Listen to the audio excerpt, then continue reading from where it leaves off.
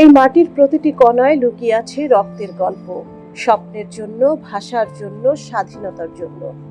যে লক্ষ্য প্রাণ নিঃশব্দে হারিয়ে গেছে ইতিহাসের পাতায়, তাদেরই অমর স্মৃতির সামনে মাথা উঁচু করে দাঁড়িয়ে আছে এক গর্বিত প্রতীক, জাতীয় স্মৃতিসৌধ।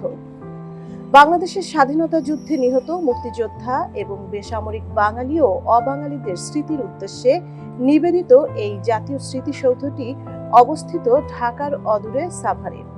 এটি শুধু একটি স্থাপনা নয়, এটি একটি জাতির আত্মত্যাগ, বেদনা ও বিজয়ের ইতিহাস।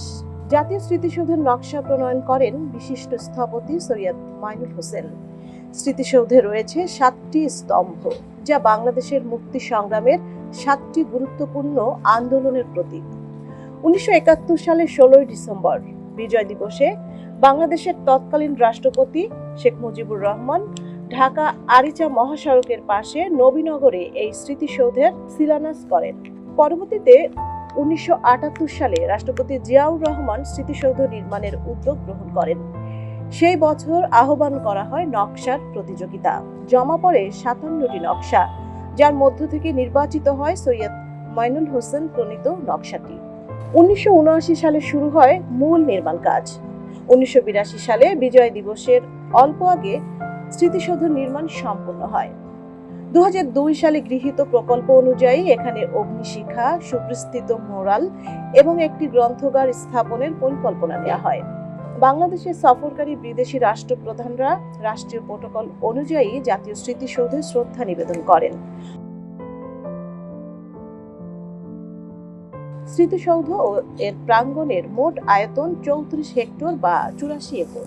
একে ঘিরে রয়েছে 24 একর জুড়ে বৃক্ষরাজি শোভিত সবুজ বনায়ন। স্মৃতিস্তম্ভের উচ্চতা 45 মিটার বা 150 ফুট। মিনার ঘিরে রয়েছে কৃত্রিম হ্রদ ও সুপরিকল্পিত বাগান। 7টি স্তম্ভ, 7 আন্দোলন, 7 জোড়া ত্রিভুজকৃত দেওয়াল, ছোট থেকে বড় আকারে সাজানো বাংলাদেশের স্বাধীনতা আন্দোলনের 7টি ধারাবাহিক পর্যায়কে তুলে ধরা হয়েছে। 1952 ভাষা আন্দোলন, 1954 যুক্তফ্রন্ট নির্বাচন, 1956 সংবিধান আন্দোলন, 1962 শিক্ষা আন্দোলন, 1966 6 দফা আন্দোলন, 1969 গণ অভ্যুত্থান এবং 1971 মহান মুক্তিযুদ্ধ। এই 7টি ধাপ পেরিয়ে বাংলাদেশ অর্জন করেছে চূড়ান্ত বিজয়। স্মৃতিসৌধ প্রাঙ্গণে রয়েছে 10টি গণকবর, যেখানে শায়িত আছেন মাতৃভূমির জন্য আত্মোৎসর্গকারী অজ্ঞাতনামা শহীদরা। এছাড়াও রয়েছে উন্মুক্ত মঞ্চ, অভ্যর্থনা কক্ষ, মসজিদ, হেলিপ্যাড, ক্যাফেটেরিয়া। জাতীয় স্মৃতিসৌধ শুধু অতীতকে স্মরণ করায় না, এটি আমাদের দায়িত্বের কথাও মনে করিয়ে দেয়। কারণ স্বাধীনতা কোনো উপহার নয়, এটি এসেছে রক্ত, ত্যাগ আর অশ্রুর বিনিময়ে। আর তাই প্রতি বছর 26শে মার্চ মহান স্বাধীনতা দিবসে এবং 16ই ডিসেম্বর বিজয় দিবসে লাল সবুজের ভালোবাসা বুকে নিয়ে লাখো জনতার ঢল নামে এই স্মৃতিসৌধে। ফুলের তোড়ায় নীরব শ্রদ্ধায় মানুষ স্মরণ করে এই দেশের জাতীয় শ্রেষ্ঠ সন্তানদের, যাদের আত্মত্যাগে আমরা পেয়েছি একটি স্বাধীন বাংলাদেশ।